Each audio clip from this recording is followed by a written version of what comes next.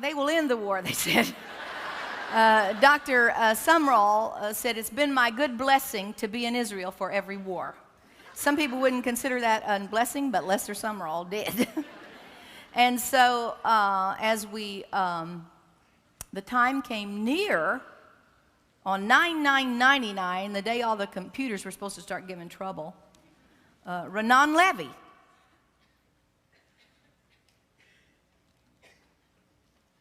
said, I've got to see you. I've got to come and see you.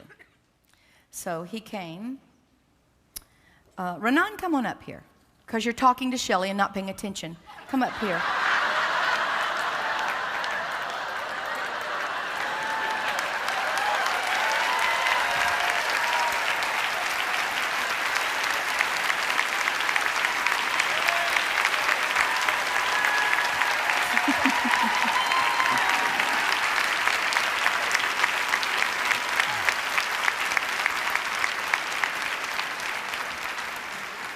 You may be seated. It has been my blessing to know this man. And it is, Dr. Lewis can tell you this, because Dr. Lewis and Mona knew very well his father, Colonel Yehuda Levy, one of the great men of Israel. He was, during its best years, he was the, what was his exact title? Publisher of the Jerusalem Post. Now, what was his exact army title? Colonel in the paratroopers. Colonel in the paratroopers. Melissa, I charge you with finding the picture that has his father on it from our PowerPoint. And whenever that will show, we'll show. But he's one of the great men of Israel. He was one of the planners and executors of the raid on Entebbe. Is that right? Your father. And Renan has grown up with the leaders of Israel. His mother has... Oh, it's just wonderful to go to their home and just sit and hear stories about, little private inside stories about Ariel Sharon and different ones. Here's your father. Explain where that is, Renan, please. We'll give you a microphone. Oh, I'm sorry, you don't understand that. Microphone.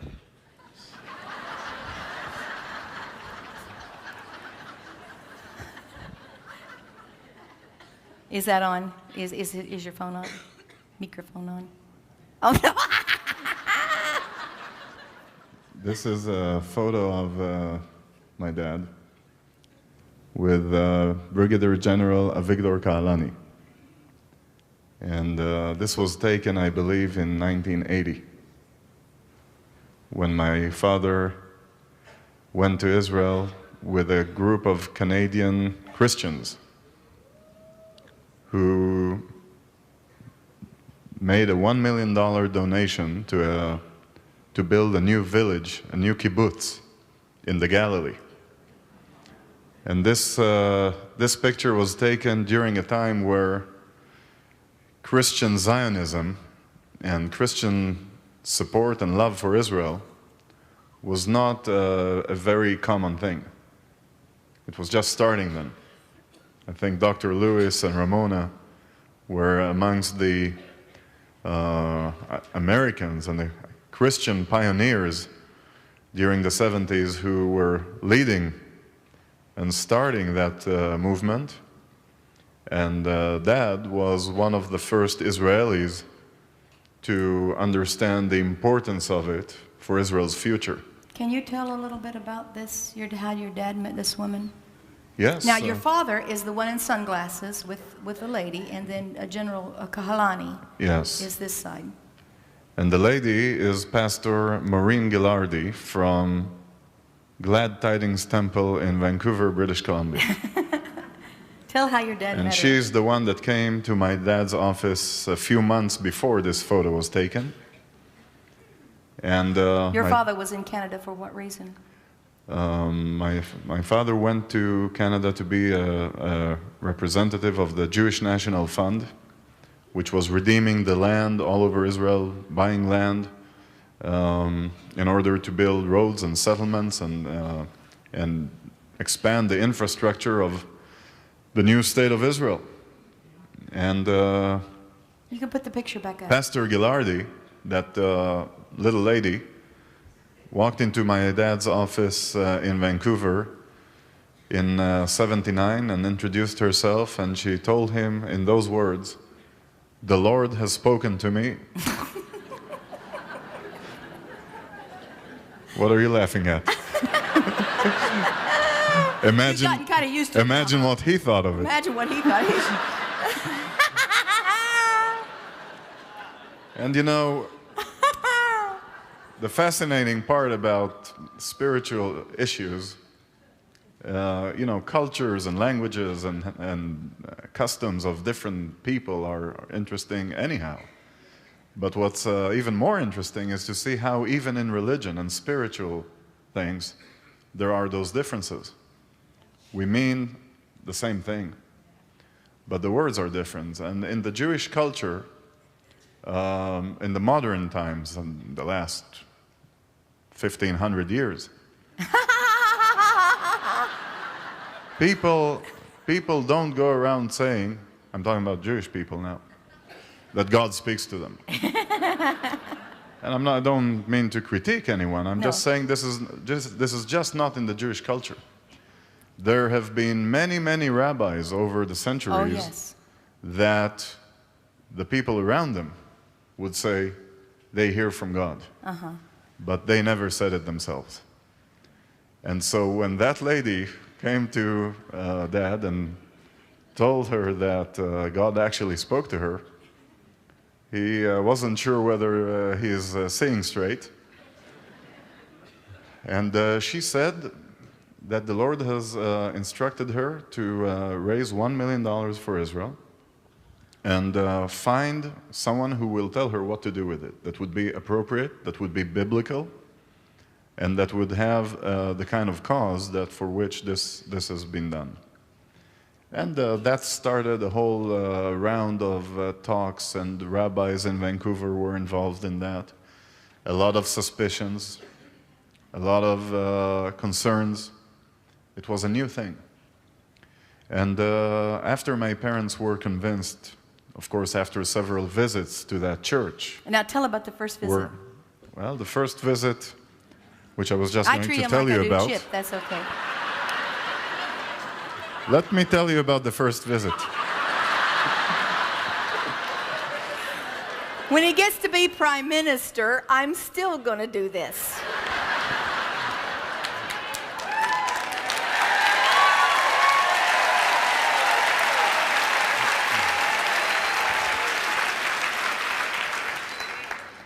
So,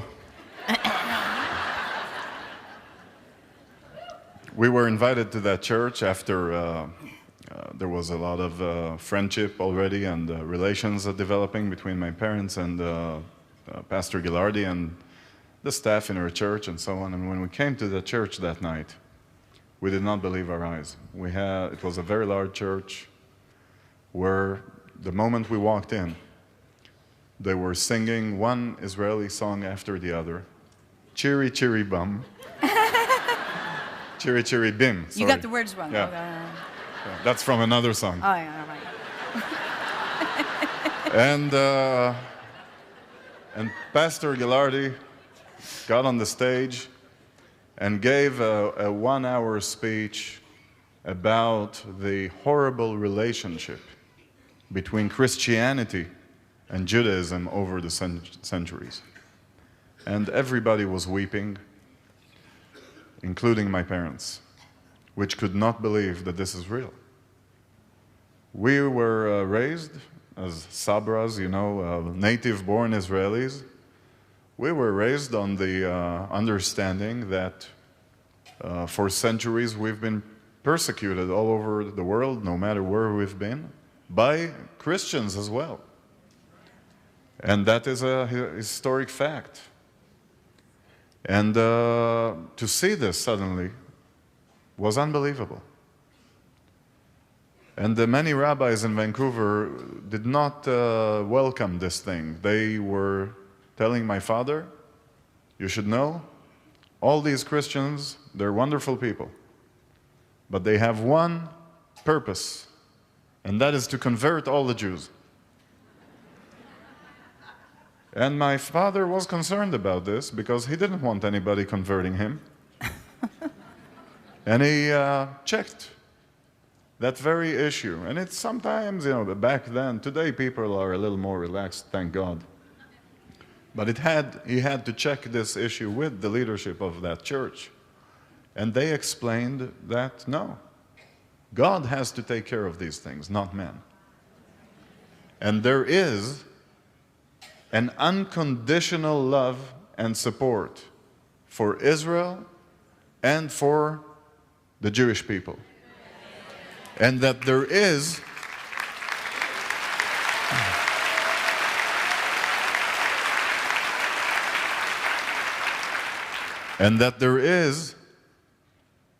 a way for Christians and Jews to see themselves under one roof, despite the theological disagreement. And the theological disagreement between our people exists, and it has to be respected and loved. It is interesting. It is fascinating. And the great thing is, none of us gets to decide anyhow. It will be done for us. We both know that the Messiah is coming. Every pastor preaches that, and every rabbi preaches that. And we both hold this book as the foundation of our lives. And this is the important thing. As we see the trends in the world in the last few years in particular, how the continents, not just the geological, the boundaries of the world are drifting into new coalitions, but how people, I just heard the wonderful presentation last night about Europe. The world is going to be very, very different very, very soon. God help us, and He will. And in that new diversity that is about to happen in the next 20, 30 years, I assume, we're not going to have a clear-cut, obvious separation between the axis of evil as we used to have maybe in the 60s or 70s. The world won't. No. We will, but they won't. It will be more challenging to position yourself on the right side. But we'll do it. More challenging. Who is on the Lord's side? And the right side, it is hard for me out of maybe the rules of humbleness would not allow me, but I have to say that. Your identity in that new world will be determined by the attitude towards Israel. It will be. And I'm not saying that. It's the truth. It's biblical. I am not saying that because I'm an Israeli. I'm not saying that out of a personal interest.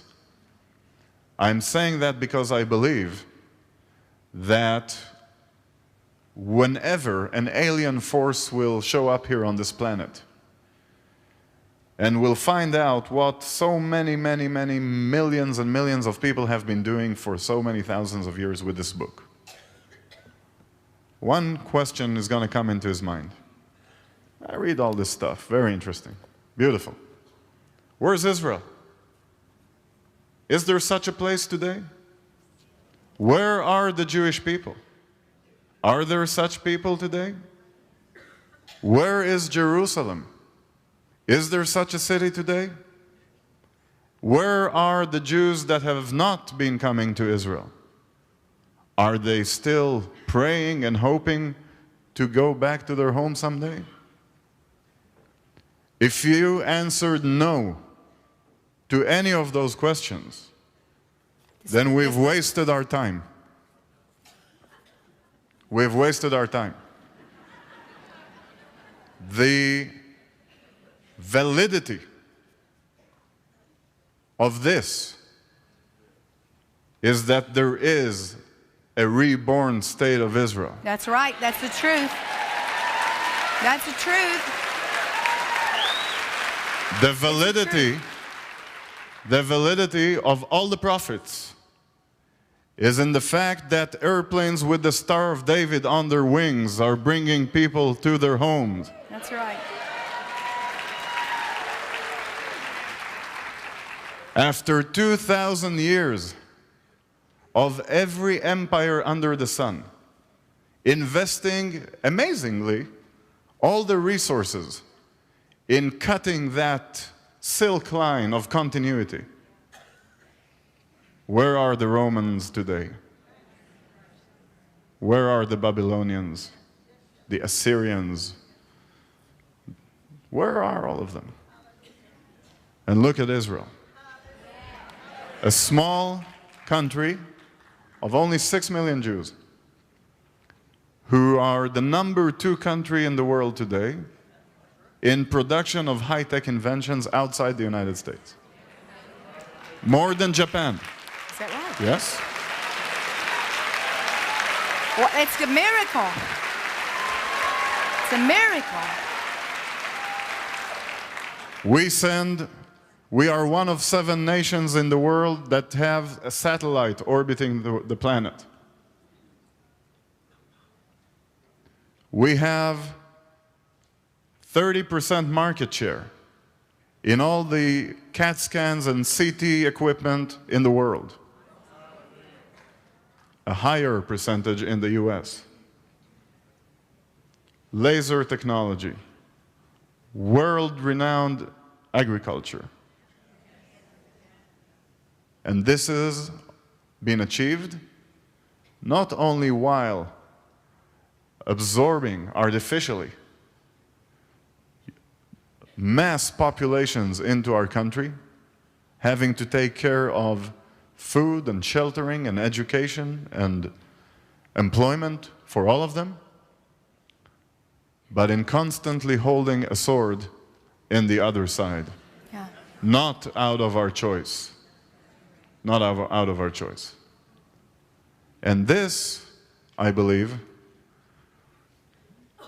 is the validity of God's Word. Yes, it is. Is the existence, the promise, the unbroken existence of a march of 5,000 years already that has never been stopped despite of the most atrocious things. And so, when the world will become more and more complicated in the next 2, 3, 4 decades, and it will not be because of Bush going to Iraq, don't believe those things. It will be because of the terrorists coming to New York and to Jerusalem. And that started long before 9/11.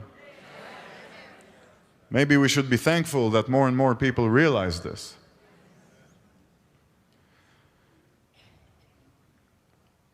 When that time will come,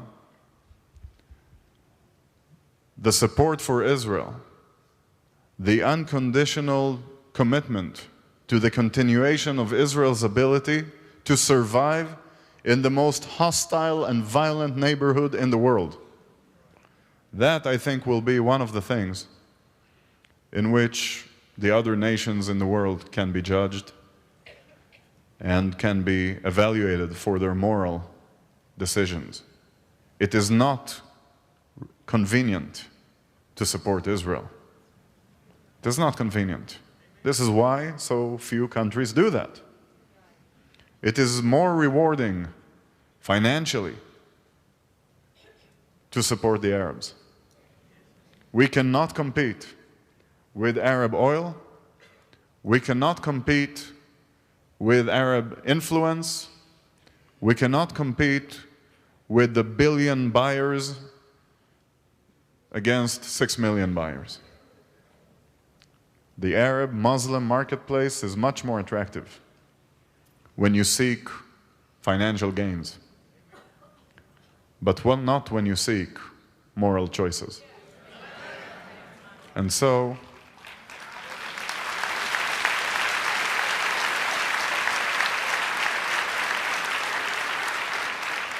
And so your support to Israel, your love for Israel, your prayers for Israel, the visits you make to Israel, your investments in the Israeli economy, these are something that,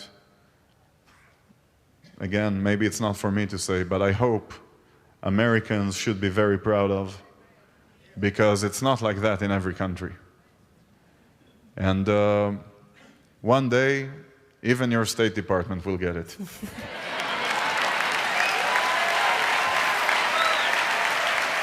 That's all right.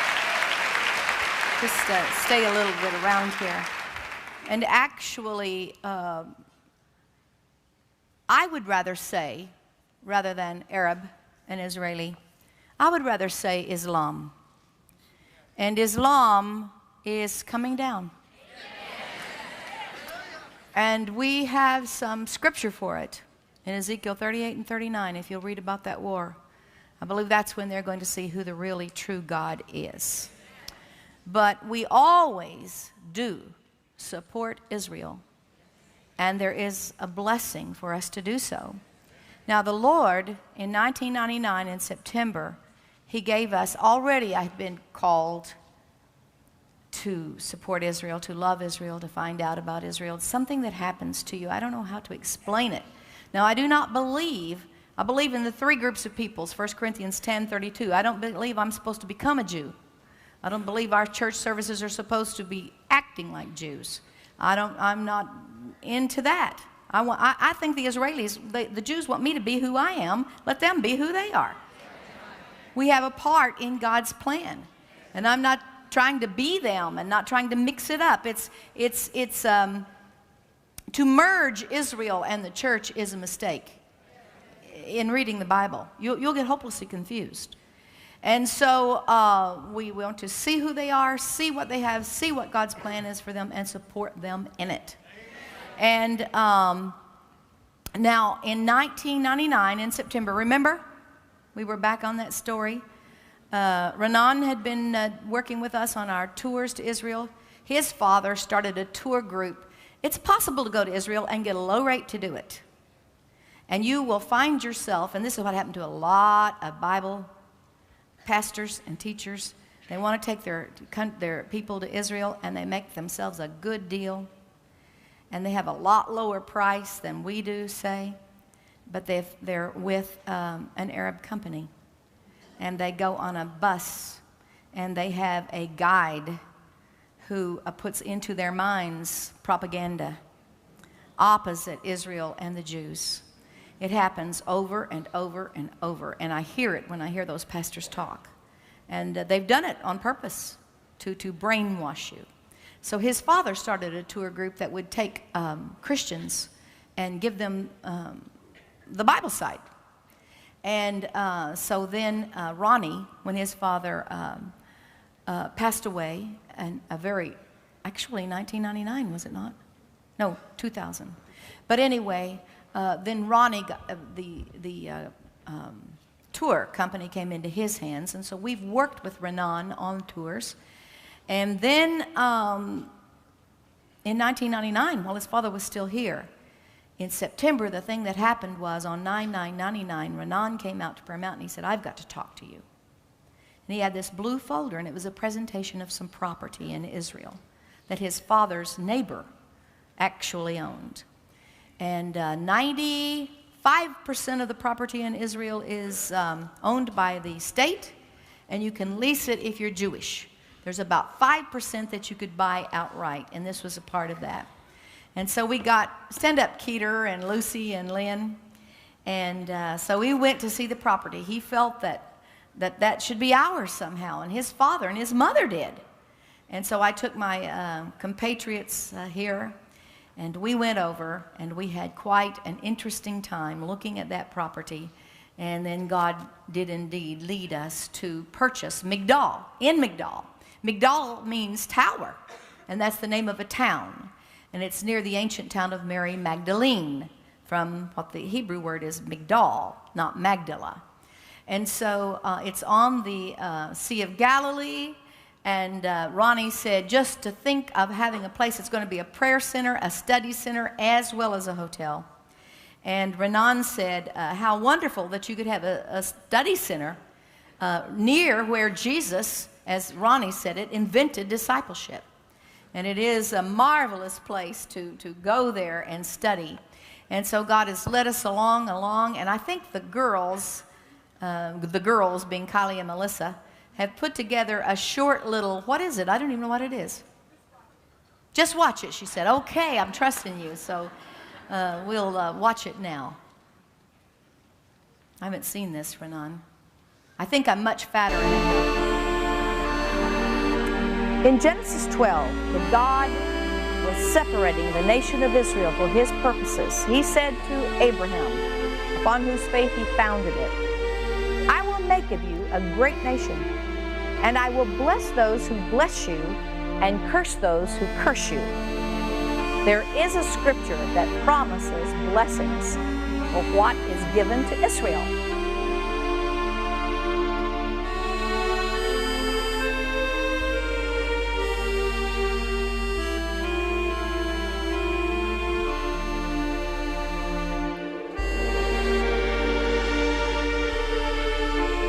From Migdal.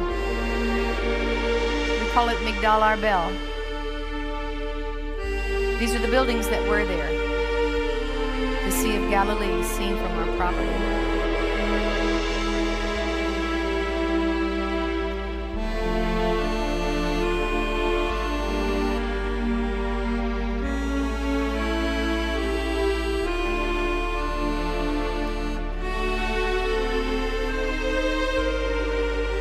Cliffs of Arbel.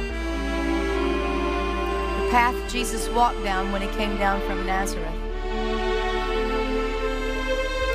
But we tore them down.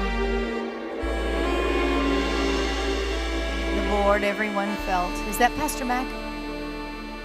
Ronnie? Lynn? Lucy? Wow.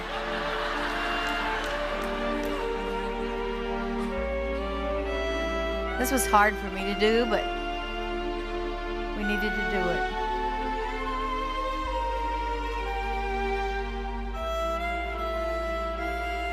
This is the new. It's styled with a flat roof and in the way things would have been in the time of the Lord, and designed to go into the hillside. The Lord told us that we needed more and we needed new. It was too hard to renovate the old. And so we have out here, what do we have out here, Renan, in the hallway? What we have outside is a major milestone in this journey. Because when we started, we didn't know where it'll take us. And I think it took us to a great a higher level, if I may. What we have now is a vision that we can show and that we can share. How many of you have been here on the first night? I think it was November 99. 99? Oh, look yes, at them. November 99, when you and Lynn called me and told me to get here immediately. And I guess, how many of you have been here at least once or twice since then? Everybody knows this has been a long journey. And I also know, if you allow me to walk here a little bit more on the edge, as I like to do. I know you do. You get too far, I'll push you. That I'm sure that there were... Okay, Teasing. then I won't. Teasing. No. Go ahead, I'm teasing. And it was not easy. It might look easy from where you're sitting, because a lot of time goes by and people don't always know the details. And I think if we can be more open and frank with each other, there were sounds of saying, why is this taking so long? What has been going on? There's money involved and so on. And it's legitimate, and it should be. There needs to be an answer to these things when thousands of people participate in sharing a dream like this. And years go by, and not everybody always knows why. You have the answer outside. So it's very hard work to get to that point. There were additional lots that were purchased.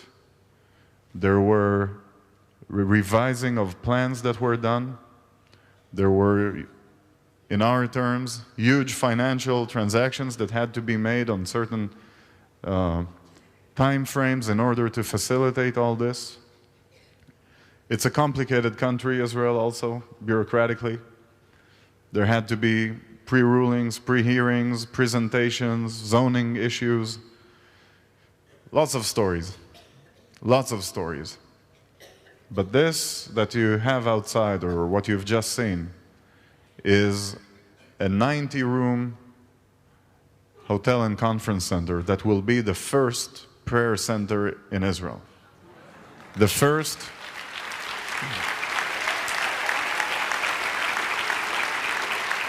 We are going to keep some prayers stationed there. Some very good praying people will be there. They don't have to be the same people all the time. But let's take, for instance, Lynn's well-trained prayers, Terry's well-trained prayers. They'll take shifts, maybe go over for a week, 2 weeks, whatever. And the Lord has given me the number of 5. We have to have at least 5 there. We could have more. But if they'll pay their way over, then we'll keep them up after they get there. And we're going to keep prayer going right there. I believe in the force of prayer. I also believe in the force of prayer there. And we have our eschatology schools, which are already started. We're doing them in other facilities, but they will be there. And then we will make it a blessing to Israelis who want to come to that hotel and others. And then it has purposes beyond what Ronnie knows and beyond what I know. We have been led of the Lord. And I believe I could stand with my hand on the Bible and say we were led of the Lord.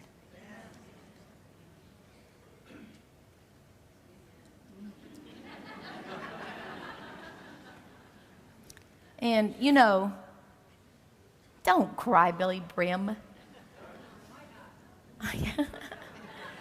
I'm not a person who is accustomed to living in great wealth or handling great wealth or believing. I told Gloria Copeland, my dear little friend Glo, this was years ago. I said, I would have a newsletter, but I'm afraid people would write to me and I'd have to answer them. I wanted to go around and go around and go around and never stop going around the world and witnessing. But anyway, the Lord has given me these things which are big money projects. And we're thankful every single thing we have paid for over there. Every single thing you see out at Prayer Mountain is paid for. I'm telling you. Praise His name forever. And but we're come to the place now. And when we were here one year, people gave a lot of jewelry. They gave a lot of coin collections. Then right after that, there came 9/11. So we were led of the Lord. We had it all. I think the Owens assisted us in getting it from a jeweler they know, getting it all appraised. And so this year we felt we're ready, we've got a plan. So that jewelry is for sale out there. The first thing we're going to do is offer it to you, and there are some gorgeous pieces out there. What? That jewelry will be here tomorrow morning. So tomorrow morning there will be jewelry out there that you can purchase. And are the coins as well? And if you're a coin collector, there's some fine coins in there. They were appraised in 2000. We left them there at that price. So you might get a good bargain there. And all of that will go into Migdal.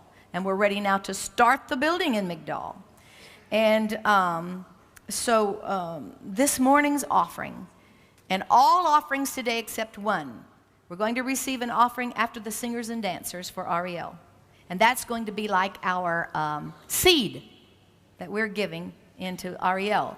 We're required to do that, you know, Renan. We believe in tithes and we believe in first fruits. And so we are giving that to Ariel. But our first offering this morning and the offering tonight is going to, I'm going to ask Pastor Mac to receive it. I haven't told him yet. If you would do that for me, please, Mrs. Pastor Mac.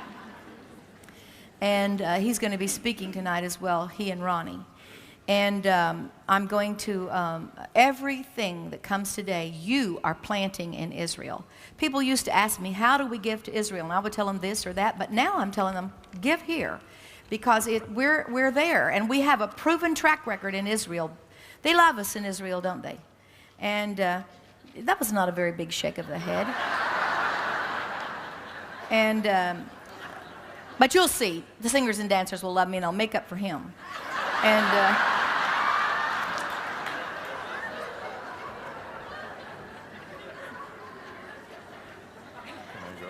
no, you can't go. And so we're going to receive the morning offering. If you will come, LaDonna, and everything will be an opportunity for you to bless Israel. You right now are sowing into Israel, and every bit of this will go into Migdal, as well as tonight's offering, if you want to pray about that. Oh, on the internet! Hi, on the internet! We have had people on the internet check in with us from where all? Every place, including Saudi Arabia.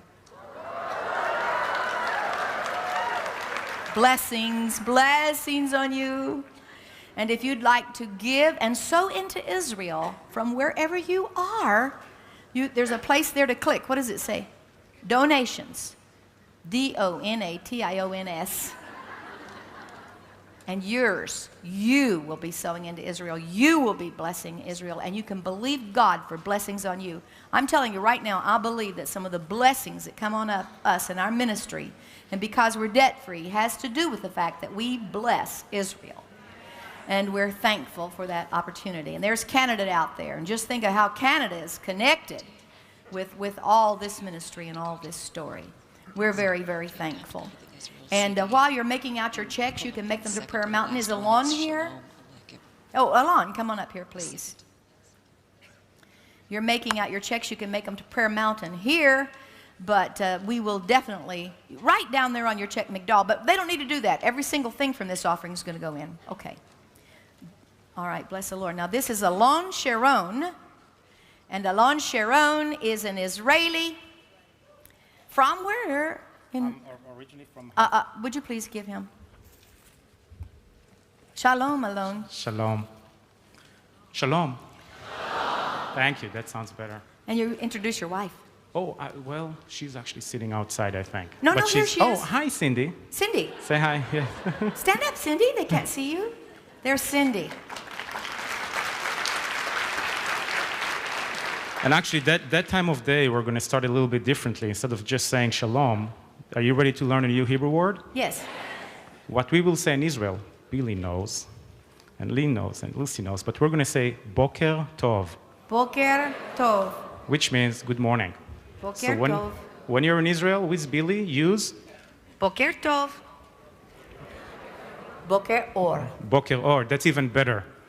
If somebody tells you in Israel Boker Tov and you really want to impress them, you answer with Boker Or, which means light of the morning to you, okay? These are two things, and maybe Bill will start repeating it every morning, so when people will be on the tour with you. Oh, and on the tour you must speak Hebrew, right?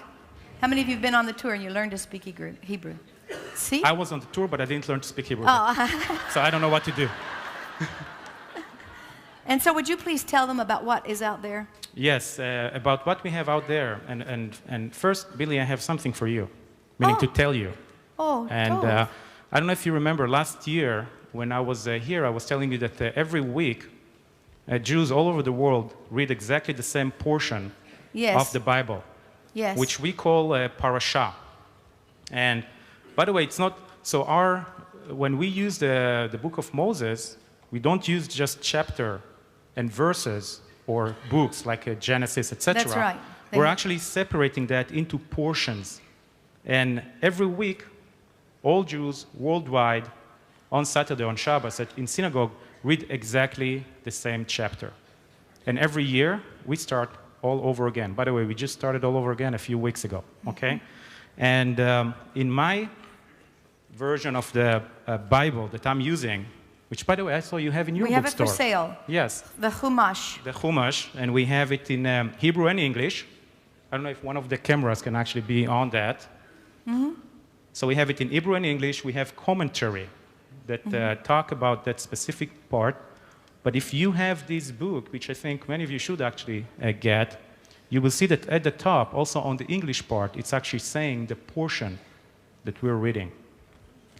Last Saturday, just before the conference started, we were all reading Parashat Lech Lecha. Oh, Lech Lecha? Yes, Billy, do you know Lech Lecha? Ken, Bemet.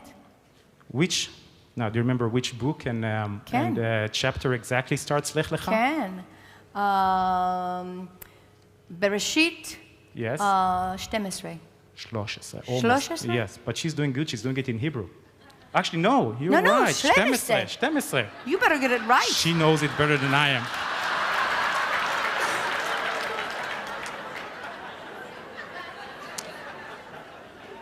She said Bereshit 12, and she was keeping the punchline for me. You know what Bereshit 12 means? It's Genesis 12. Okay? Now, here's the interesting thing. As you know, on the civil calendar that we're using here in the US, the conference this year is actually on a different week than it was last year. However, on the Jewish calendar, it's exactly the same week. Oh, really? Now, Billy, I start thinking here that you're using the Jewish calendar when you're planning these conferences. Ulai. And Genesis, who knows? Maybe you don't know that you're planning it like that. It's just, yeah. And it's Genesis 12, and I know that many of my friends, many of my Christian friends mentioning Genesis 12:3 many times. And it's been quoted back to me in English many times. But I thought maybe one time I will read it to you in Hebrew. Ken, you know, this is where God tells Abraham to go ye. I read it this morning. So if you want to open Genesis 12, verse 3. I love the way it says it. Lech Lecha. And, go for yourself. The Pasha is Lech Lecha, and I'm going to read it, and it's actually it's very short in Hebrew. Okay? And you can see that the sentence in English is actually pretty long, and in Hebrew it sounds exactly like that. ועברך מברכך ומקללך האור ונברכו בך כל משפחות האדמה. Which is, I will bless those who bless you, and him who curses you I will curse, and all the families of the earth shall bless themselves by you. Now, why do I think it's important, especially today? There's a project that my wife and I started a couple of years ago, and we were very blessed when we started it to work very closely with Pastor Lynn Hammond on that, where we had an idea. They actually, when they visited Israel, they noticed that many of the Israeli vendors, many of the Israel little stores were hurt by the terrorism in a way that, because tourism was not going to Israel as much, and especially the little stores that don't have a big distribution channels and don't know how to sell outside Israel, many of them don't even speak English well. And as you know, even so their spirit is high, but when you're financially being hurt physically, sometimes it's hard to keep your spirit up.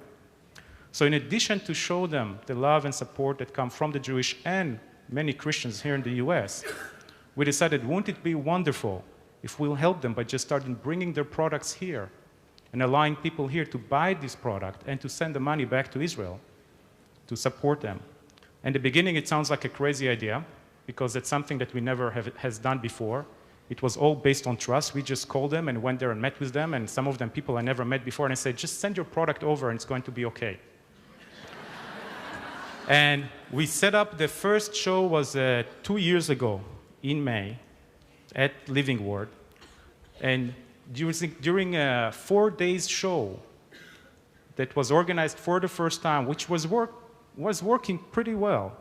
And we have Christians and Jews coming from all over to Living Word Christian Center to buy the product. And in that first time that we actually have the show up, we sold more than $220,000 worth of product to send back to Israel. Now, just that you will understand what that means, it might not sound a lot to American because we supported, there are many different vendors. You have to remember that many of them are little mind pass shop kind of things, okay? Kind of organizations and little artists. For them, every $6,000 or $8,000 that we send back to them, sometimes it's enough like for 4 months worth of salary if they would have not done that. Many of them actually told us that based on the demand that we created back here in the US, they start hiring back employees that they had to let them go, okay? And that was very important. I want to tell you one story. By the way, we were blessed this year because Billye invited us to come here. And actually, many others were involved. It was all became like, actually, Lynn Brim was visiting us at Living Word in the last show, and she said we should do something here. So we don't have the whole variety that we usually have at Living Word. The show at Living Word is probably like about 50 times bigger. It's huge. We're using the largest hall that they have there. But what we did last time, I don't know, is Sandy Kelly here, by the way? Sandy, hi Sandy, can you stand up for a second, please? What we did last time before the last show, we left to Israel and Sandy came with us. Sandy? Sandy Kelly. Stand up. Yeah. And Sandy Kelly from Living Word actually joined us. We left there. She was actually the Living Word co-leader for Billye's tour to Israel. Okay? So she came to Israel a week before the tour, and Cindy and I, every day, and by the way, we work her out. She felt like she's in the Israeli army. Every day, we took her to 4 different vendors all over the country, from Jerusalem to Tel Aviv to Haifa to Tzfat. And then we, of course, ended up in Tiberias. That's where we actually met Rani and his crew, where they actually started the tour. And for her, what I found out was amazing to meet the people in their own homes. The people actually invited us to their own homes because some of them cannot even afford having a store anymore. They cannot pay the rent because business was so bad for them.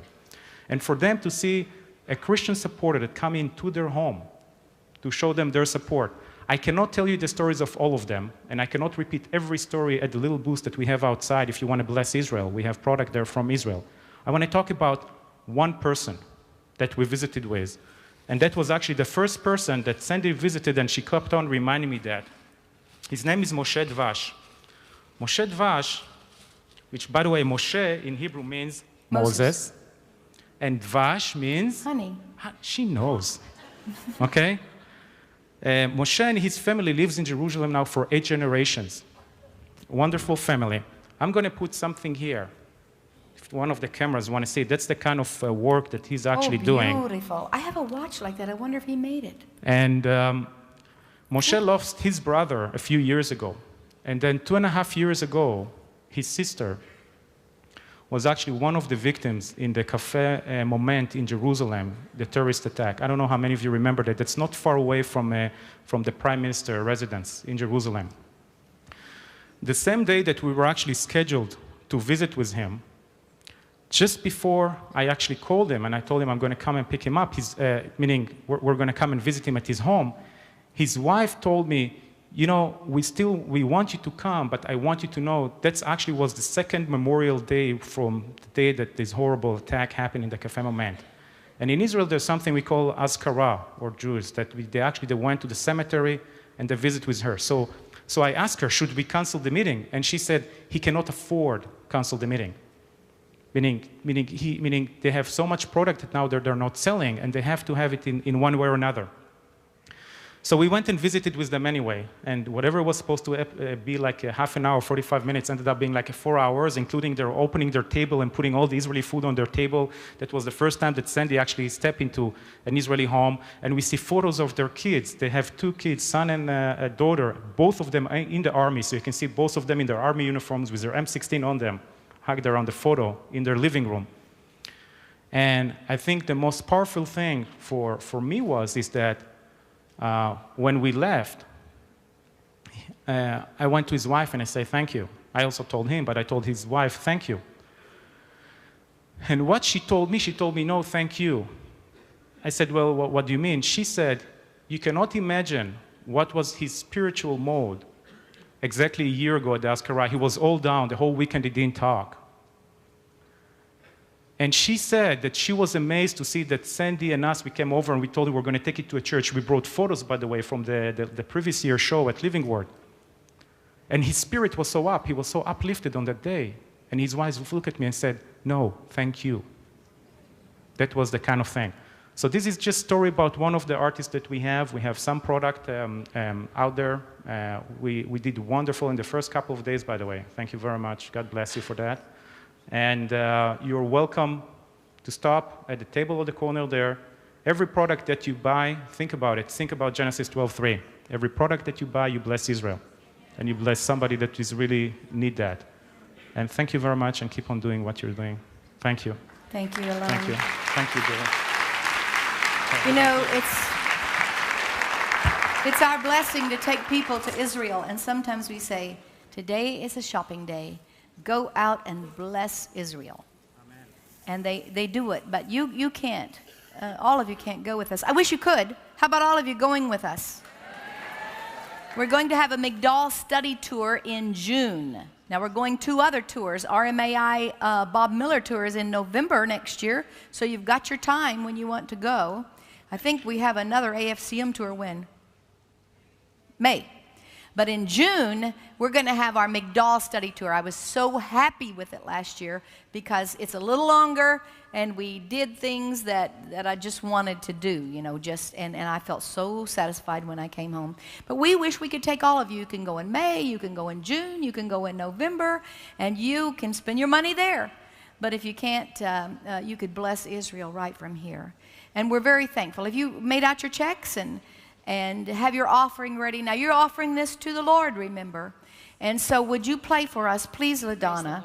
And while she plays, they will receive the offering, and you just praise God. And I wish you would pray for Israel while you offer it to the Lord. Say, I'm blessing Israel, Lord. And I wish you just use this as a time for you to pray for them this very day.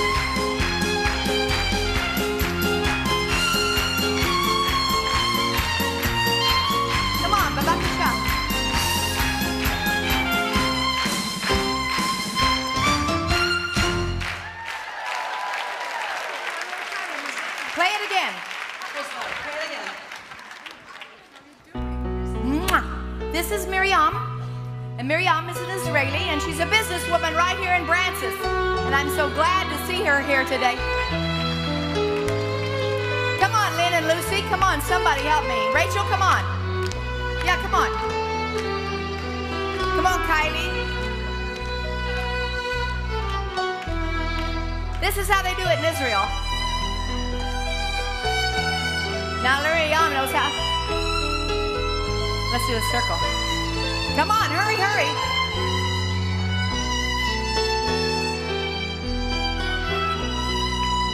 Shelly, בבקשה לבוא.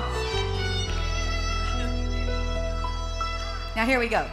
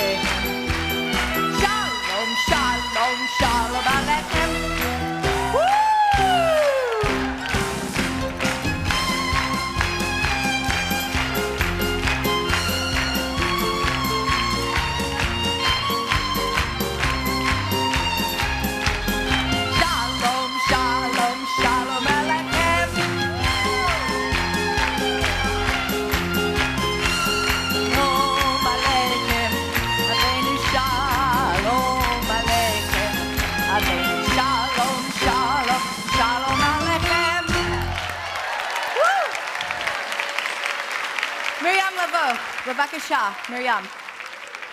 Please to say to them, what does that song say? We brought peace to you. We bring peace to you.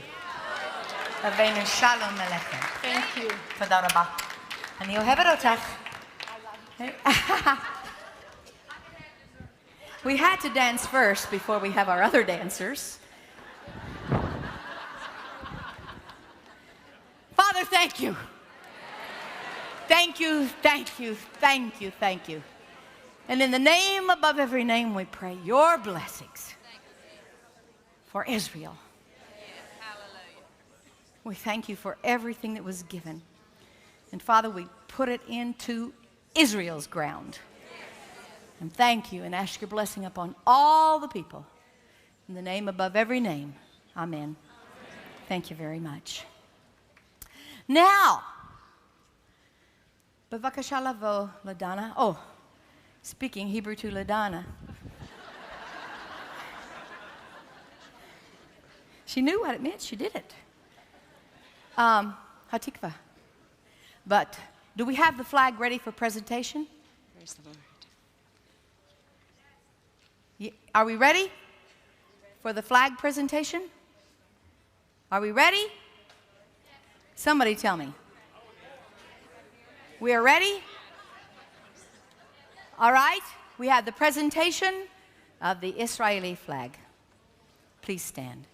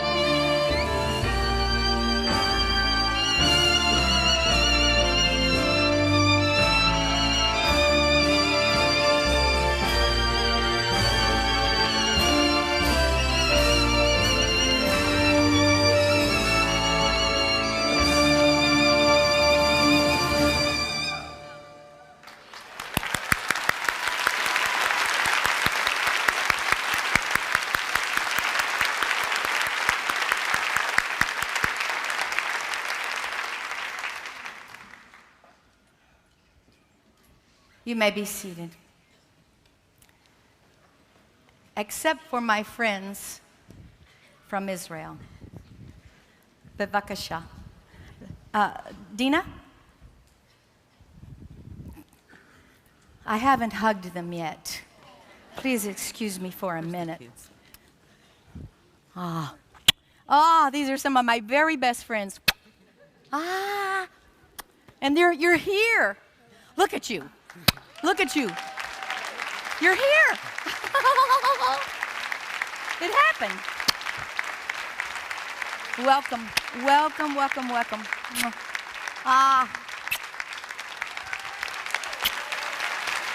Hi.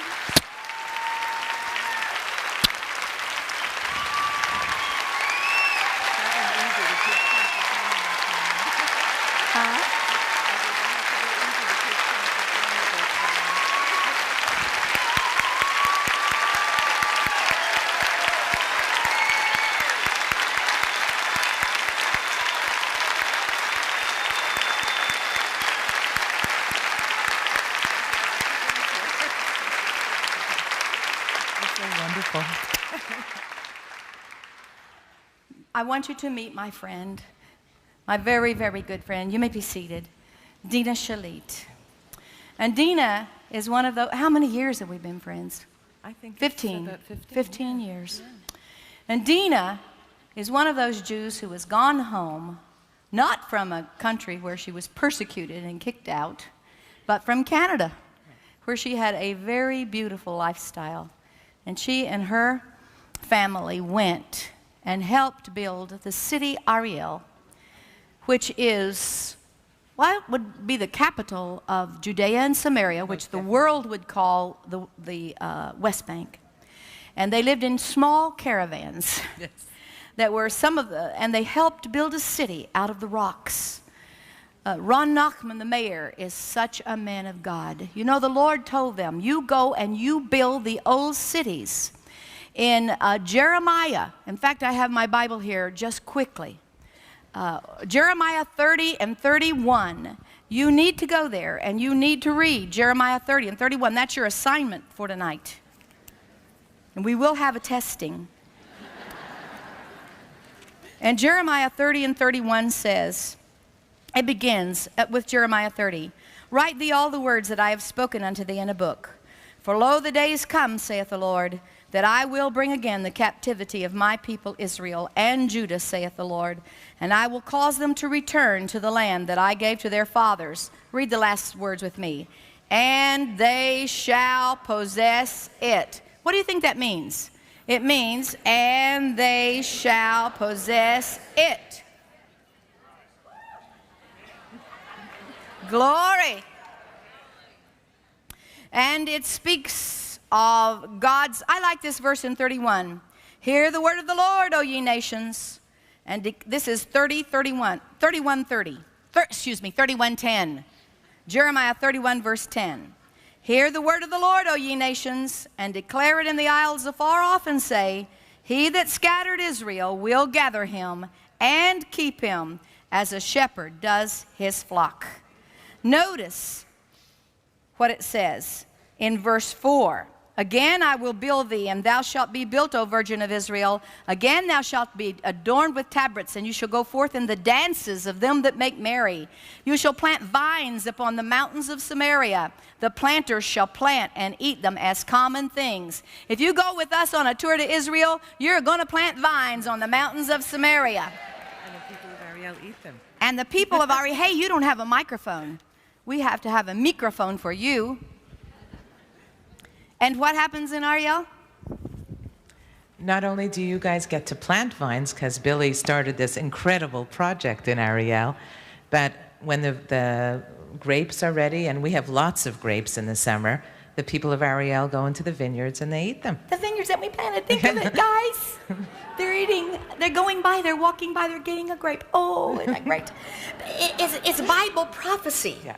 And you see, Bible prophecy, I always say, is not a dusty old, it's not a dry old subject you study in an old room with a crotchety old professor, but it is, here's Bible prophecy. I'm touching it right here. Now behind you. And look at here. Look at here what I'm touching. Bible prophecy fulfilled. Isn't that great? Now, what's so important is you don't skip words in the Bible. Every word is important. Look what it says here. You shall yet plant vines upon the mountains of Samaria. Where is Samaria? It's what the world calls the West Bank and wants to give to the dying Arafat. Oh, look at us, look at us. We're planting vines there. Who's in that picture? Who's in there? Yeah, yeah. Do you have one of Trina? Get that one of Trina in there. I forgot what number that is. I've got it down over here. You can find it in there. Hold the phone just a minute. Get number 45. See Trina planting vines? And Patsy. Trina and Patsy are planting vines. And then if you will show number 44, you can have Lynn planting vines. Yeah, that's the one we had. And we've got, let's look at number 20. And that shows one of our vineyards. We now have several vineyards there. That one is named the Betty Oaks Memorial Vineyard, after my dear friend and the mother of two of the young men here. And then number 18 is also us planting vines. Now let's show Ron Nachman, number 17. This is Ron Nachman, the mayor, who always addresses us and is a close friend of us. And he's been a member of the Knesset, maybe again, who knows, probably will.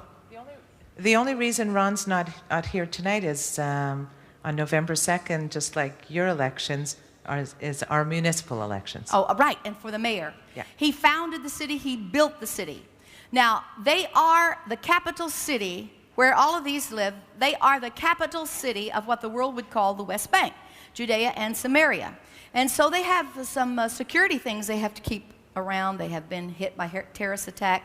That fence that you've heard so much about is being built in their neighborhood. And, but Ron has built this incredible city. And we were looking through Miller's. Are they still here? Bob Miller? They're over here. Okay. Bob, on his tour, stand up, Bob and Jeannie, they bought the hotel there a security system that can look around all the fences and everything, because that hotel where we stayed had been hit by terrorist attack twice.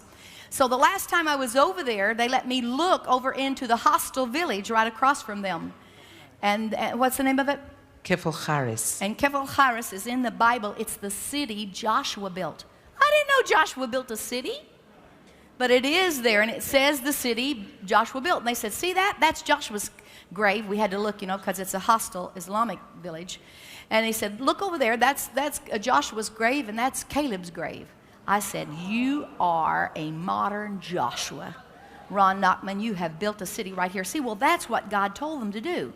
He told them to go back to the old estates and build the cities in those places. He calls them cities. I could look up for you in Ezekiel 36 here in Jeremiah. He told them, you go back to that place and you build those old cities. And they did it.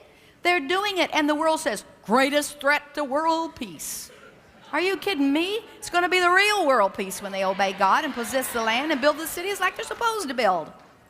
And he said there, okay, thou shalt yet, verse 5, plant vines upon the mountains of Samaria. The planters shall plant and shall eat them as common things.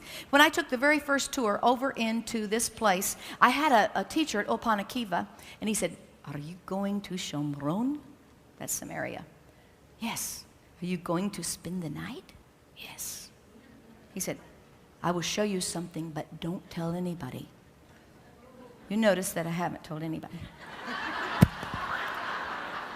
He didn't want me to tell that he told me. I didn't give you his name. You don't know who he is. So, but he said, look here. Now look at verse 6. 31 verse 6. We'll start with verse 5. You shall yet plant vines upon the mountains of Samaria. The planters shall plant and shall eat them as common things. For there shall be a day that the watchman upon Mount Ephraim shall cry. And where we go is Mount Ephraim, in the land of Ephraim.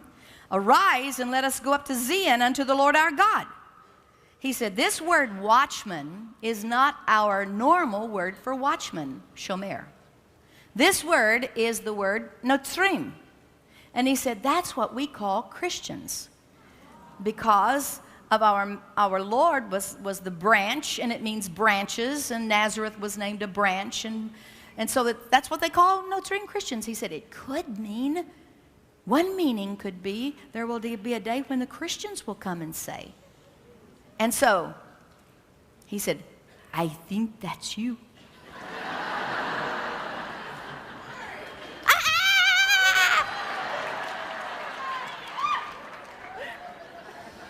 And so it was 1991, and James Baker had been there, our Department of State, and they had encouraged the world and encouraged Israel, and a government to the right in Israel means oversimplified. We're people of the book. This land is ours because of the book. They're the only people that have got a God-written deed to property.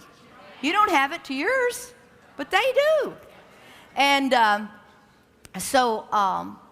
we went there, and anyway, through the pressure of the United States, really, there had come a leftist government in.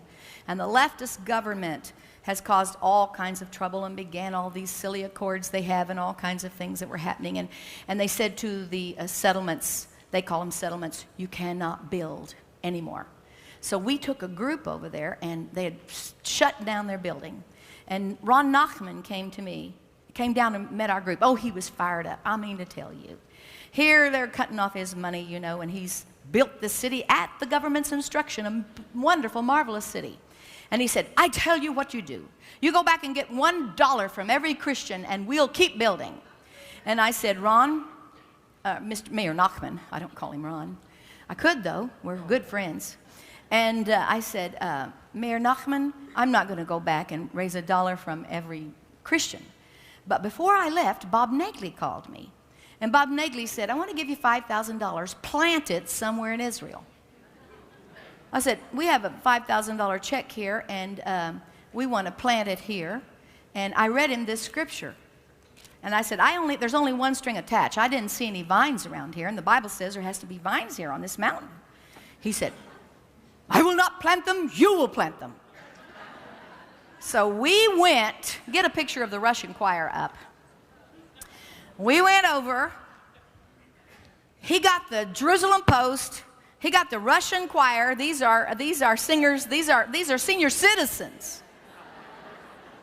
that have a choir there at Ariel. Ariel's done the best job with bringing the Jews home from the north of any place in all of Israel. And they sing for us and they love us. Get the one with Boris in it. And Boris is the leader, and he plays that, there he is, see Boris? In the white shirt. And, yeah, you can tell. I have to tell you that Boris is in love with Billye.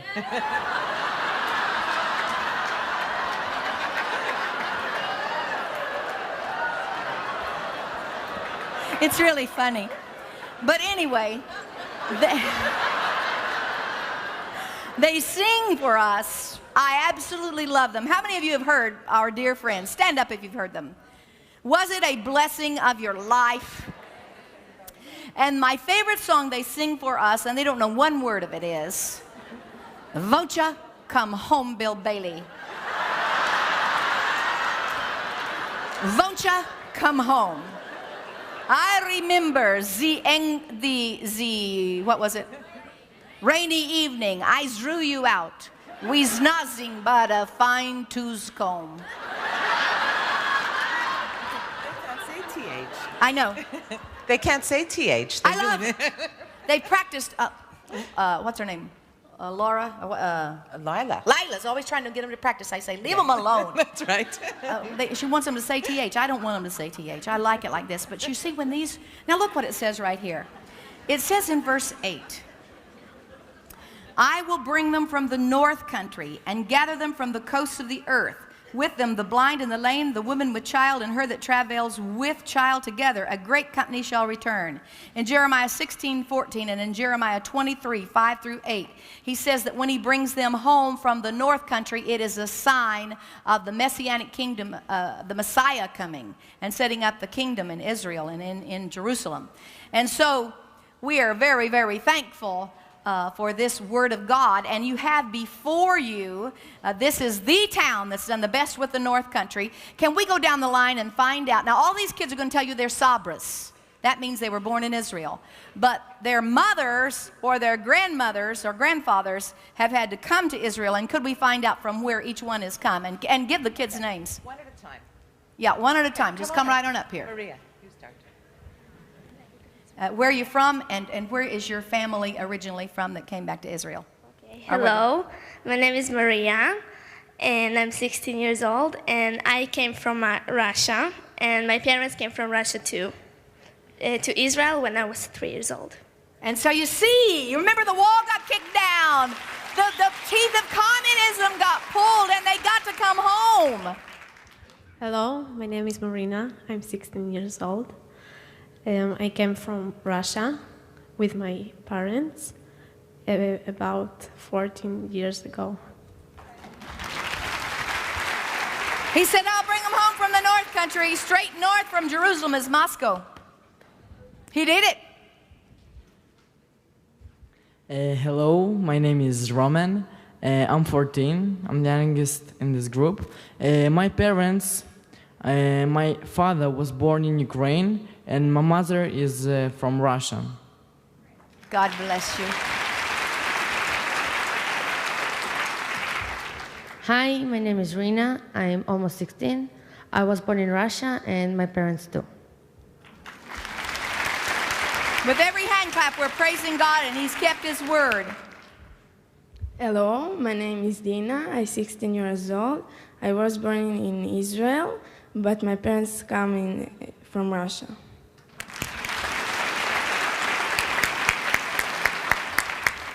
Hello, my name is Julia. I'm 18 years old. I was born in Siberia, and I immigrated to Israel 4 years ago.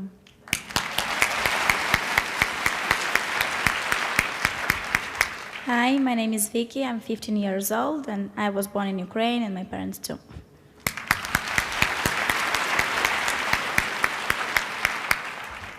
Hi, my name is Tanya. I'm 16 years old. I was born in Russia, and in Israel I'm 2 years.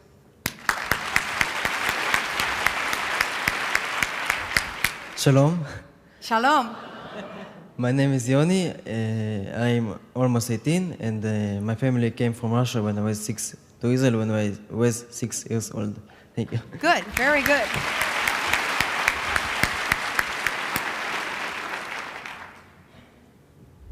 Hi, Shalom. My name is Arel. I'm 17 years old, and I was born in Israel, and both my parents were born in Israel as well. And what was your family before, where they were from? What was your family before? Mishpacha Lifnei. My father's parents came from Iraq, and my mother's parents, her father was born in Russia, and her mother was born in Israel as well. So we have here Iraqi and Sabra. And Sabra.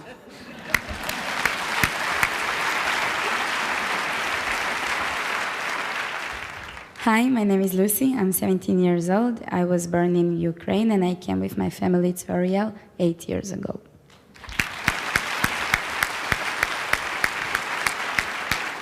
And last but certainly not least, the oldest in our group. Hello. Well, I'm Yana. I'm 18 years old. And I was born in Russia also. And I came to Israel when I was 4. And I think it's important that you all know that we're going home on Sunday. And 2 weeks after that, Yana begins her IDF service. Israeli Defense Forces.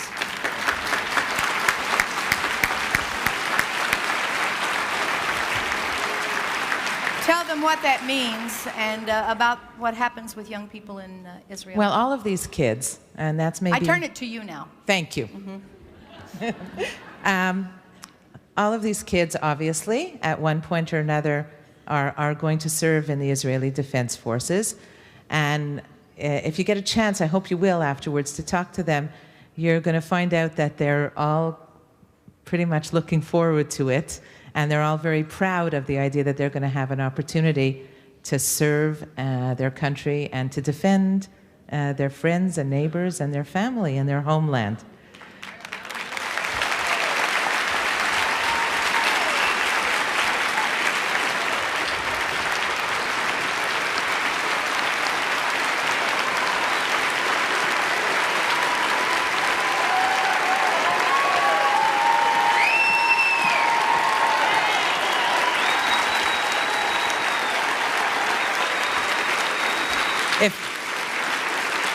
If it looks like they're looking at you funny, they don't understand why that's a big deal.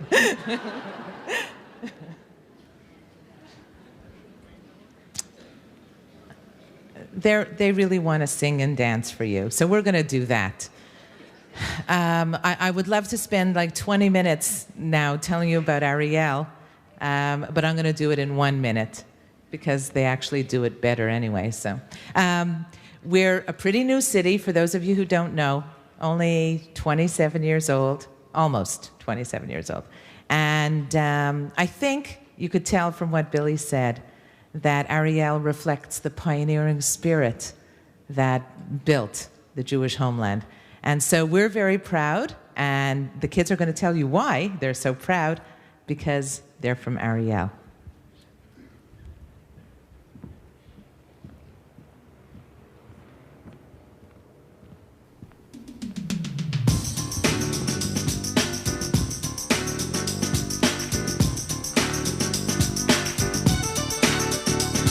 We've come a long way from Eretz Israel. We've come to say shalom, shalom from Ariel, a city on a hill, a story we can tell, a pioneering dream. We are from Ariel. 25 years ago, there was a vision. We borrowed the spirit from our pioneers, and then a prayer for our homeland. A dream we had all through the years. We built a city where once there was nothing. 25 years, it just makes your heart swell. We've come to share our pride in our city. Yes, we are from Ariel.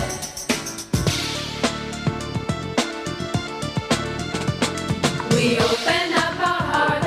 From every nation, we help with homes and jobs, and Jewish education. Now we're proud to say, live integrated well. We tell all the friends they are from Ariel. 25 years ago, there was a vision. We borrowed the spirit from all pioneers, and then a prayer for our home, and a dream we had all through the years. We built a city where once there was nothing. 25 years, it just makes your heart swell. We've come to share our pride in our city. Yes, we are from Ariel.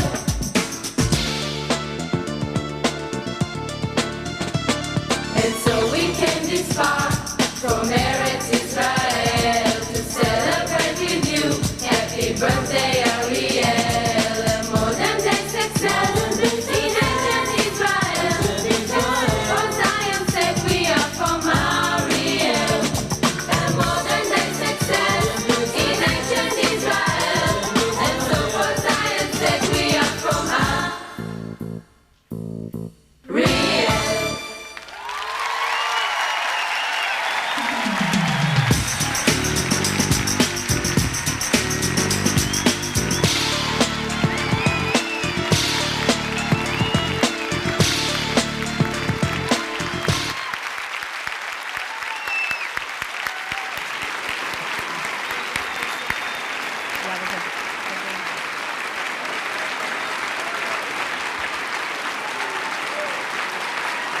Boy, you're such a good audience. Wow.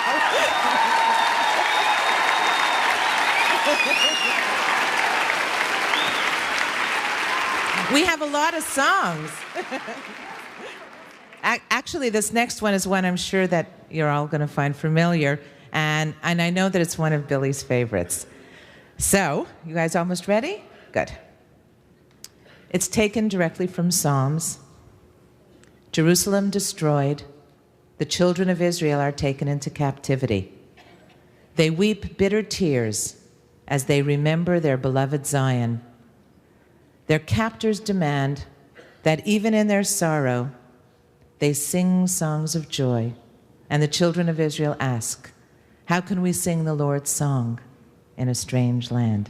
welcome them now in this beautiful rendition of Psalm 137, By the Rivers of Babylon.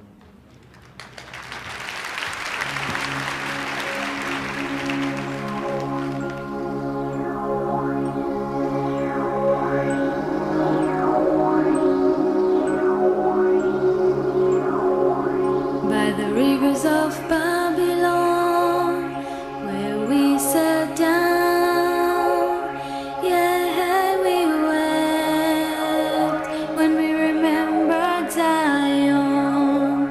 By the rivers of Babylon, we sat down, yeah, we wept when we remembered Zion. By the rivers of Babylon, where we sat down, yeah, we wept when we remembered Zion. By the rivers of Babylon, where we sat down, yeah, we wept when we remembered Zion. By the rivers of Babylon, where we sat down, yeah, we wept when we remembered Zion. When the wicked carried us away in captivity, required from us a song. Now how shall we sing the Lord's song in a strange land? When the wicked carried us away in captivity, requiring of us a song. Now how shall we sing the Lord's song in a strange land? By the rivers of Babylon, where we sat down, yeah, we wept when we remembered Zion. By the rivers of Babylon, where we sat down, yeah, we wept when we remembered Zion. When the wicked carried us away in captivity, requiring of us a song. Now how shall we sing the Lord's song in a strange, strange land? When the wicked carried us away in captivity, requiring of us a song. Now how shall we sing the Lord's song in a strange, strange land? Let the words of our mouth and the meditations of our heart be acceptable in thy sight here tonight. Let the words of our mouth and the meditations of our heart be acceptable in thy sight here tonight. By the rivers of Babylon, where we sat down, yeah, we wept when we remembered Zion.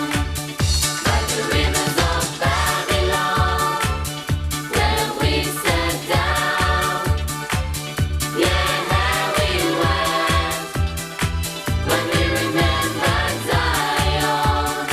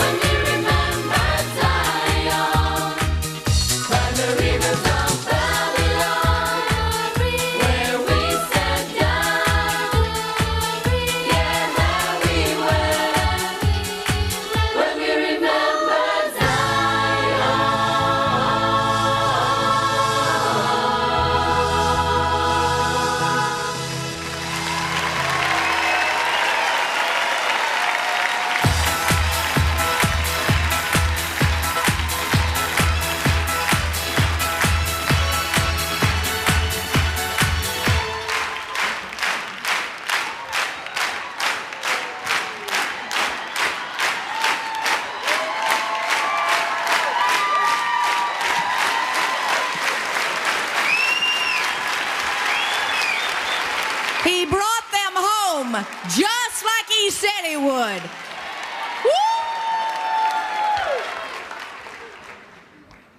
You know, we were listening to you, Billye, when we were in the back rooms, in the overflow room.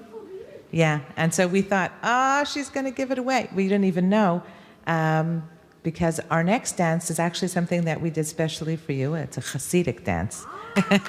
And you were talking about Hasidim and the fact that there's generally not words, just sounds and music. And that's really what we're going to do. But we added something. I'm going to explain that in a second. Because I remember when I was at your conference in Washington, I remember you saying that your favorite song of all the Hebrew song was Mashiach. Yes. So you're going to do Mashiach? added to it, yeah. Oh, glory.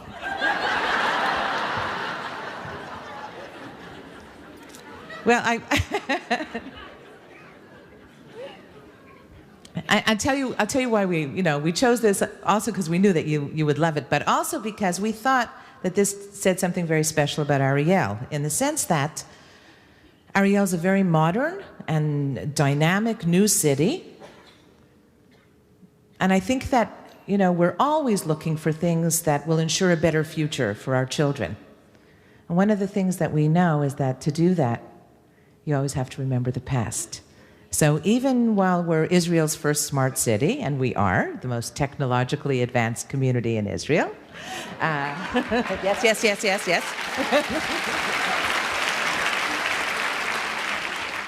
We know that we must never forget about our past. The history of the Jewish people, stained as it has been by persecution, has been a difficult one. And we think that that's maybe one of the reasons why we're always looking for an excuse to celebrate and for ways to strengthen our faith. Maybe the best example of this is in the Jewish wedding, where even as we celebrate the joy of bringing two people together and of creating a new home in Israel, we remember the destruction of the temple by breaking a glass. And at every Jewish wedding, there's a reaffirmation of our faith as we talk about the coming of the Messiah.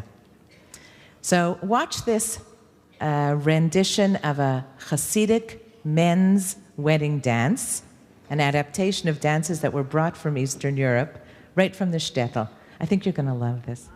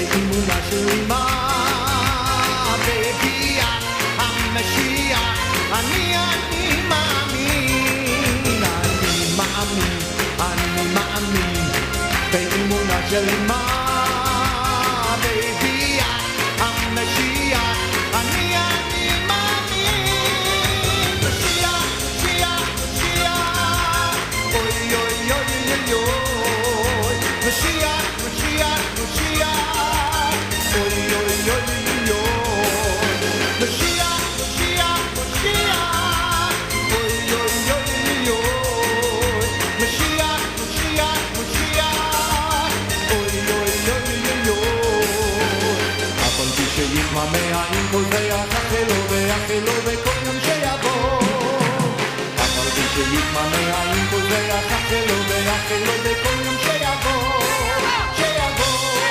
שיבוא, שיבוא, שיבוא, אני מאמין באמונה שלי בביאת המשיח אני מאמין, אני מאמין באמונה שלי בביאת המשיח אני מאמין, משיח, משיח, משיח, אוי אוי אוי אוי אוי, משיח, משיח, משיח, אוי אוי אוי אוי, משיח, משיח, משיח, אוי אוי אוי אוי, משיח, משיח, משיח, אוי אוי אוי אוי, אף על פי שיתממע עם כל זה יחלו ויחלו בכל יום שיבוא, אף על פי שיתממע עם כל זה יחלו ויחלו בכל יום שיבוא, שיבוא, שיבוא, שיבוא, שיבוא.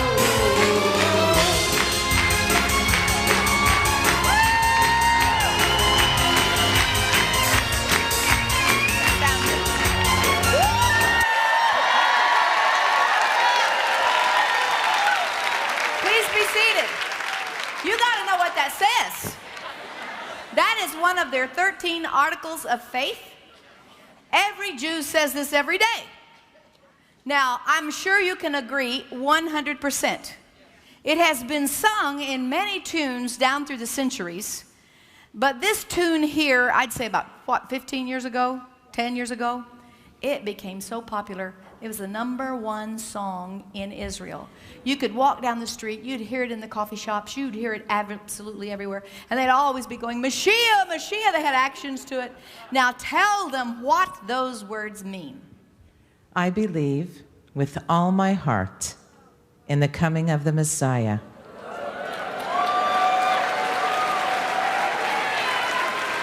Actually, it says, I have to correct you. I believe, and we're faith people. They call us faith people. That's why I want them to understand it. I believe with ultimate faith. Emunah Shlema. Emunah is faith, and Shlema is complete faith, wholeness of faith, ultimate faith. I believe with complete faith in the coming of the Mashiach. And even if he hesitates, in other words, even if he's not coming so quickly, it doesn't matter. I believe that he's coming. And I believe, Sheyavo, he will come. And so when they say Sheyavo, that means he will come. Sheyavo, say it to me. Say it again. Sheyavo. And I have to tell you, I'm sure there's some of you that don't know who was singing that song. Yes, I believe we must say this. Yeah. David. David Oakes was singing this song. Was the one who was singing the song when the kids were dancing. Mashiach. Thank up, you. David. This is Robert Oakes' brother, and more importantly, this is and his wife Rachel. Please stand, Rachel. And more importantly, he's the son of Billye Oakes. We thought it would be a fun surprise for David and Rachel if we used their song without permission, of course. But no, they don't care. Tell what they did one time. Anybody that would do what they did, they don't care. Yeah. Their trip, they'd come to Israel and sing in Hebrew all over, wherever anyone would be willing to have them, right? No, but most importantly, they did what very few entertainers will do, and that they would focus especially on the Jewish communities in Judea and Samaria. Tell about the bathtub. That was, okay. When Prime Minister Rabin was elected in 1992, his first act as Prime Minister was to freeze the settlements, including Ariel. I think no matter when it would have happened, it would have been an extremely painful thing for us, but this was at the height of Aliyah, of immigration from Russia. And that means that we had new families coming in from Russia all the time, and houses that were available, but that we weren't allowed to let them use because even the houses that were built, the government froze, would not allow us to open for their use. And it was just becoming an impossible situation. Russian families were doubling up, and it was impossible. You see, these 500 houses were ready, and we couldn't use them. And of course, all the other building plans were frozen as well. And David and Rachel were there at the time with a group, and we got fed up, and the city kind of turned a blind eye as squatters, Russian mostly, went into those houses, and we were then told that if we didn't get them out, that the police were coming in the thousands to pull them out of these homes. And David and Rachel joined a group of people, pulled out the bathtubs out of those brand new homes, created barricades, and stood behind the bathtubs singing. David led them in song until the police finally said, okay, obviously we give in. And the government...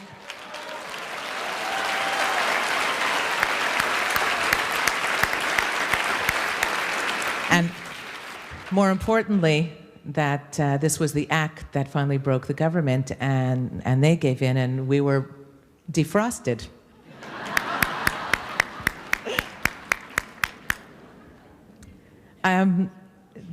We've been, laughing a little bit, but now we're going to get real serious with this next song.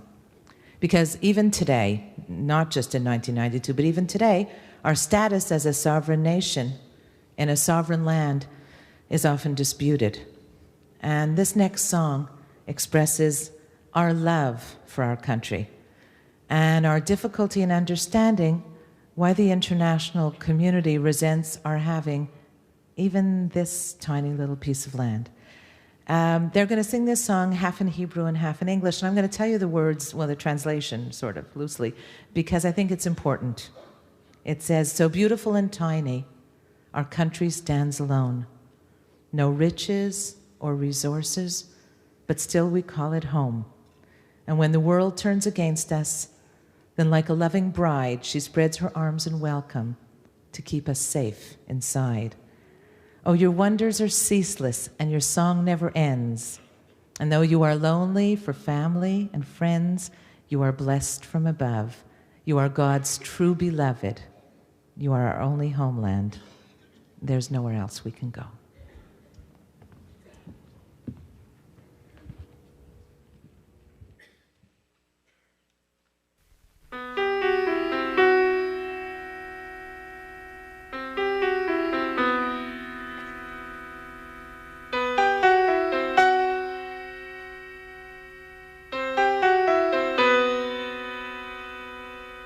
ארצנו הקטנטונת, ארצנו היפה, מולדת בלי כותונת, מולדת יחפה. קבלי לי השירייך, כלה יפהפייה, פתחי לי שערייך, אבוא במודיה. So beautiful and tiny, our country stands alone. No riches or resources, but still we call it home. The whole world turns against us, it's like a loving bride.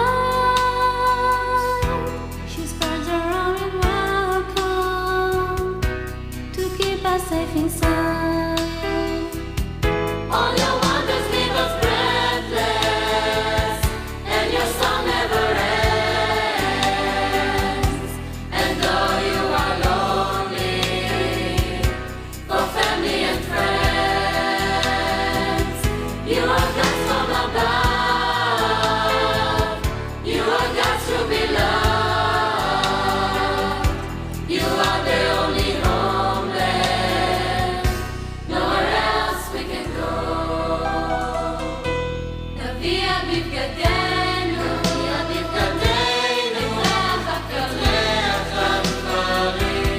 ופעמון ליבנו, הוא העדרים. נשתות במרוגת, וקרן אור יפה, ולאורה נפסעת, ברגל יחפה. עוד לא תמו בבית, עוד הזמר ראשת, עוד ליבי בקן בליים, ולוחש לו בלט. את ליד האחת, את ליד המובט, את ליד המעט שנותר. On your wonders leave us breathless, and your song never ends. And though you are lonely, for family and friends, you are blessed from above. You are meant to be loved. You are the only homeland. Nowhere else we can go.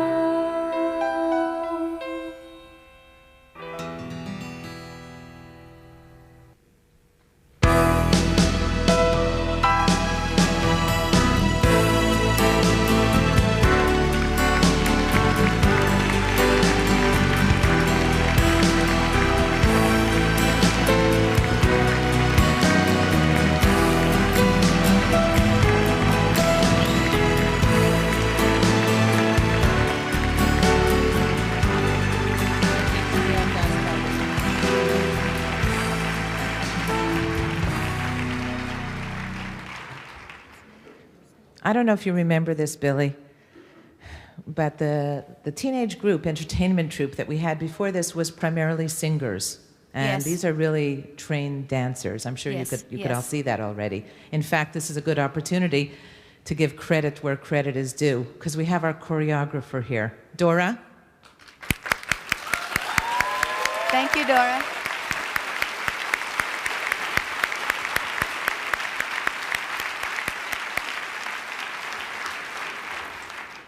Anyway, after, I don't know if you understand this, but every couple of years, these groups fall apart because, most of the kids go into the army, and then we're starting from scratch. And a couple of years ago, we had no group at that moment, and Billy and I were actually in the hairdresser together in Ariel talking. And she said, "How come no teenage entertainers this time?" And I said, "We just, they all went into the army, and I don't think we just have the strength to start all over again." And she said, "Oh no, you have to. You have to. For Zion's sake," is the result. So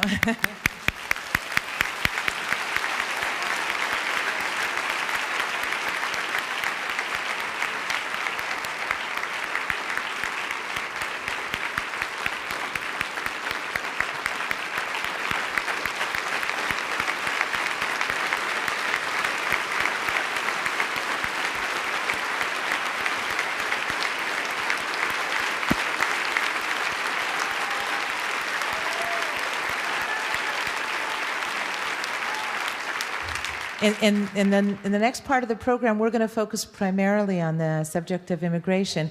But before we do, they wanted to make sure that you knew that today they're all Sabras. They're really Israelis. They've been integrated, they've been absorbed, and now they're going to do for you this wonderful medley of Hora.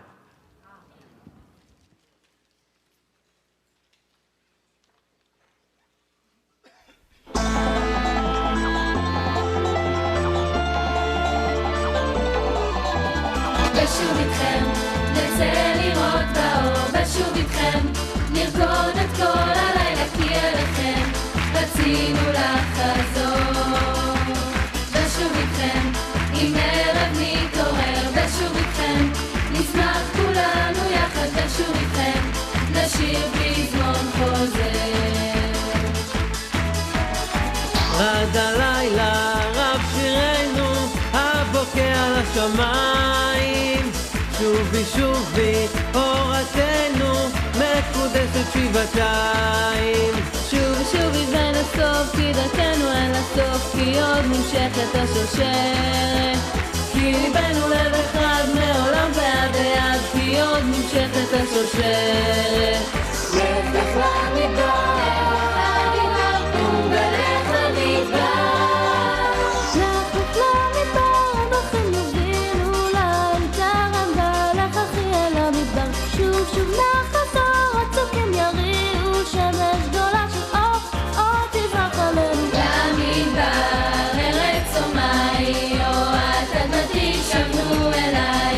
במדבר, ארץ אומי, אוהת אדמתי שבנו אליי. ארץ מנוחה, רוח וזעם, הלוך אנו חזרו, אוי כסף. במדבר, ארץ אומי, אוהת אדמתי שבנו אליי.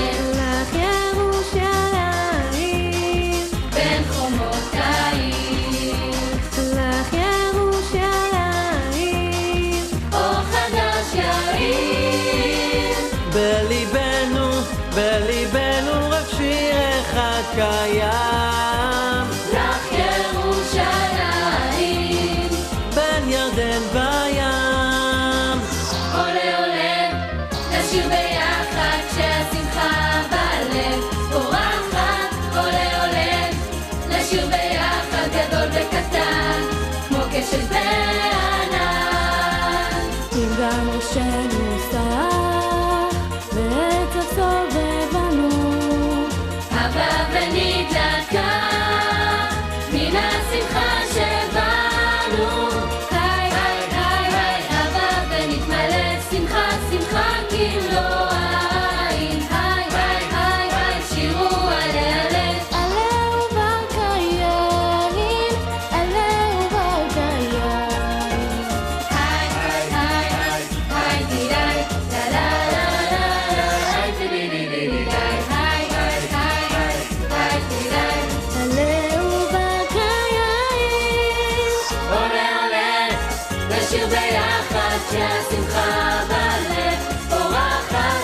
עולה עולה, נשיר ביחד גדול וקטן, כמו קשת בענן. אור בתכלת בשמיים, ויורד חץ היום. עננים הופכים למים, קשת עולה במרום. שלח בנים ואור שמיים, הצובעים את העולם. ויפה הוא שבעתיים, ומחייך לכולם. עולה עולה, נשיר ביחד כשהשמחה בלב פורחת. עולה עולה, נשיר ביחד גדול וקטן, כמו קשת בענן. וגם האור החיים ההם, קולה עוד עולה, קולה לא נדם. וגם האור החיים ההם, שירה ממלא ליבי לעולם. אהבה, נגילה אהבה, נגילה אהבה, ונשמחה. אהבה, נגילה אהבה, נגילה אהבה, נגילה ונשמחה. אהבה, נגילה אהבה, נגילה אהבה, נגילה ונשמחה. אהבה, נגילה אהבה, נגילה אהבה, ונשמחה. אהבה,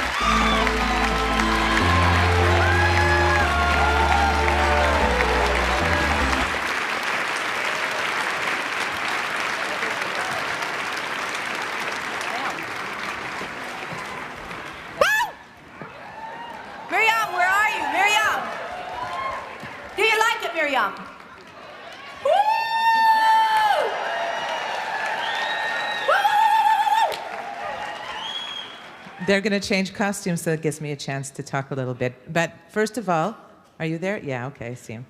When you take kids out of school, and we had to get special permission from the Ministry of Education because this is school time. We tried to do this last year, and they wouldn't let us. That's right. Last year they wouldn't let, and this year it happened. So I guess it was supposed to be this year. Right, and tell them they have to come every year. Yeah. Oh, good.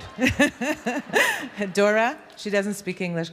היא אמרה שהיא רוצה אותם כל שנה.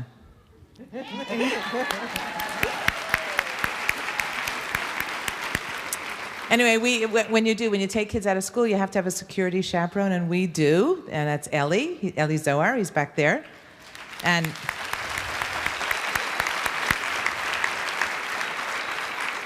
in his day job, he heads Ariel's Media Center. So. I know that Billye's talked about this just before. We heard a little bit in the other room too, but I think it's worth repeating. For us, for the Jewish people, the greatest of all miracles has always been that God took us out of Egypt with an outstretched arm and a strong hand. There's so many references to that in the Bible that sometimes it seems like that's his name, the God who took us out of Egypt. And so it's kind of a little surprising that all of a sudden in the prophets, in Jeremiah and Isaiah, we start to read that the day will come when we will no longer speak of the Lord who took us out of Egypt, but the Lord who brought them for the northern countries.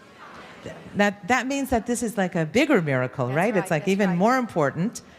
And you know, Billye was talking about, touch prophecy, see prophecy. Well, talk about prophecy. 10 of these kids are immigrants and came from the northern countries.